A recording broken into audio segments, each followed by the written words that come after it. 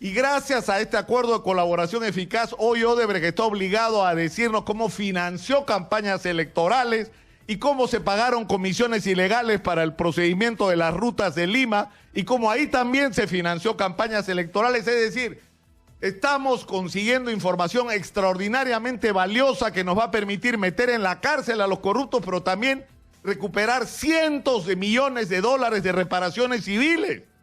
Ahora, ¿cuál es el problema?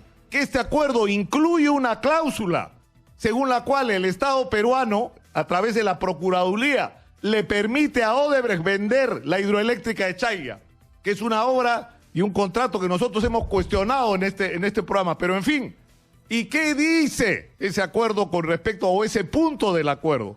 Que se le permite la venta de esta empresa hidroeléctrica por un valor total de 638 millones de dólares, que equivalen aproximadamente a 2.100 millones de soles. No de 1.400 millones de dólares, como se ha dicho. La verdad es que se ha vendido a una corporación china a 638 millones de dólares con el aval y el permiso del Estado peruano. Ese dinero tenía que usarse la mitad para pagar a los bancos, porque para hacer esa obra se había contraído una enorme deuda con los bancos de aproximadamente 300 o más, 320 millones de dólares. De la otra mitad, y eso hay que la gente lo tiene que saber, 12 millones y medio de soles tenían que usarse para pagar la parte de la reparación civil que faltaba de la carretera Chaca-San Luis. Tenían que usarse 80 millones de soles para pagar la primera cuota que se había concertado con Odebrecht de la primera reparación de 610 millones de soles, que tenía que pagarse a lo largo de 15 años. 435 millones tenían que ser entregados de pagos a la SUNAT.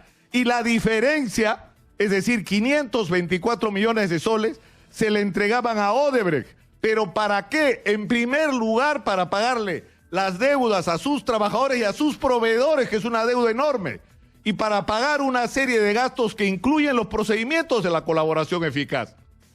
Es decir, por ejemplo, pagarle a las empresas, a una empresa que tengo por acá, el nombre, la empresa GR Compliance, que es la empresa que es la que tiene que realizar la búsqueda en los archivos codificados de MyWebDay y Drowsys. Es decir, sin la participación de esa empresa no podemos desencriptar la información que Odebrecht ha puesto a disposición de la justicia en Perú, en Suiza, en Estados Unidos. Entonces, ¿no nos gusta esto? No nos gusta, no nos hace felices que Odebrecht tenga que disponer de estos 524 millones de soles, así parte de ellos sean destinados a pagar a proveedores, muchos de ellos peruanos, dicho sea de paso, o la mayor parte de ellos peruanos. Pero es parte de un acuerdo y tenemos que tener la serenidad para poner sobre la balanza si nos conviene o no.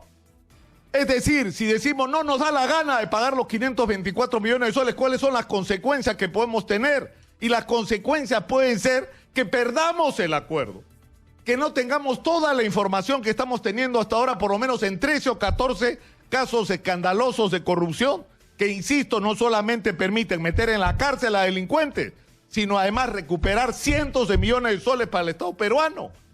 Es decir, esa es la reflexión que tenemos que hacer. Y yo entiendo que hay gente a la que esto no le gusta, pero es parte de los tiras y aflojas en los que a veces hay que involucrarse para poder tener resultados que finalmente sean los que le interesan al país.